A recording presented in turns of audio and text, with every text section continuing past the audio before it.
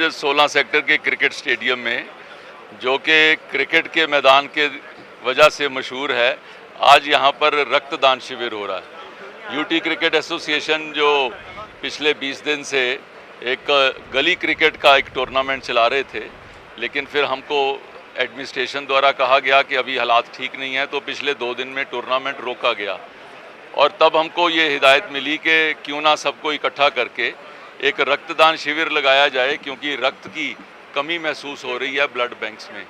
उस दृष्टि को देखते हुए एक आज भव्य कैंप लगाया गया है, जो पीजीआई और सेक्टर 16 की दोनों की टीम्स यहाँ पर लगी हुई हैं।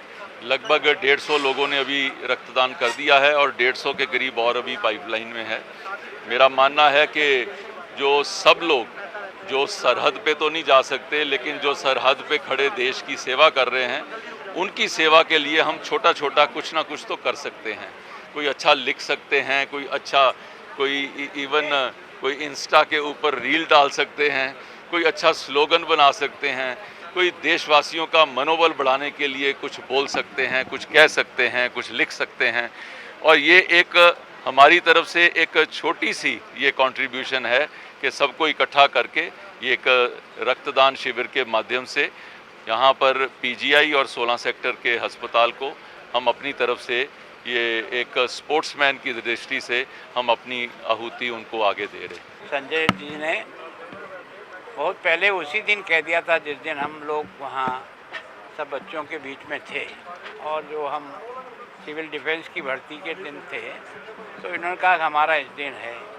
तो मैं सोचता हूँ आज सारे खिलाड़ियों ने मिलकर के ही इस अभियान को आगे बढ़ाया है। बहुत जोश है लोगों में, काफ़ी रक्तदान कर रहे हैं। हमने भी तय किया है कि हमारा भी 15 तारीख को 7-8 जगह यहाँ और होगा और रोज़ाना भी कुछ न कुछ हो रहा है।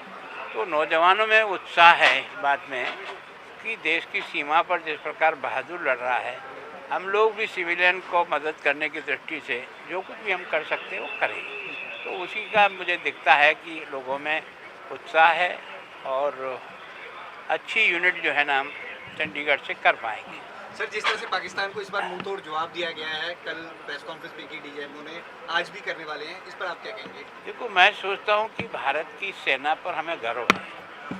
आज से ही नहीं, जितने अटेम्प्ट किए हैं, 65 का अटेम्प्ट किया, हमारे बॉर्डर पर अब्दुल हमीद ने एक तरह से पैटर्न टैंकों का कब्रिस्तान बना दिया।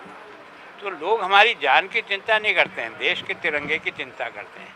और जब इस आत्मविश्वास से जब फौजी लड़ता है ना, तो उसकी शक्ति दूनी बढ़ जाती है। अब हम साधनों की दृष्टि से भी वेल इक्विप्ड हैं, हमारे पास आधुनिक जो हथियार हैं वो भी हैं। और दूसरा ये कि हम अपने हथियारों का निर्माण अपने देश में कर रहे हैं। तो आज की तारीख से हम बहुत फाइटर प्लेन बनाने में भी और कई प्रकार की पनडुब्बियाँ बाकी सब में हम बहुत अच्छी हमारी है। तो मैं सोचता हूँ सेना की भी मजबूती है और देश के प्रशासन, प्रधानमंत्री जी की भी अपनी सेना को सब प्रकार की छूट दी है कि अगर सामने वाला गोली चलाए तो तुम तोप चला दो।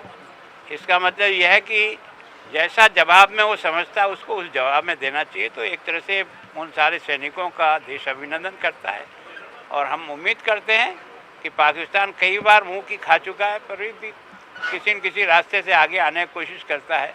इसकी कमर पूरी तोड़ दी जाए ना, तो हमेशा के लिए उठ ना सके।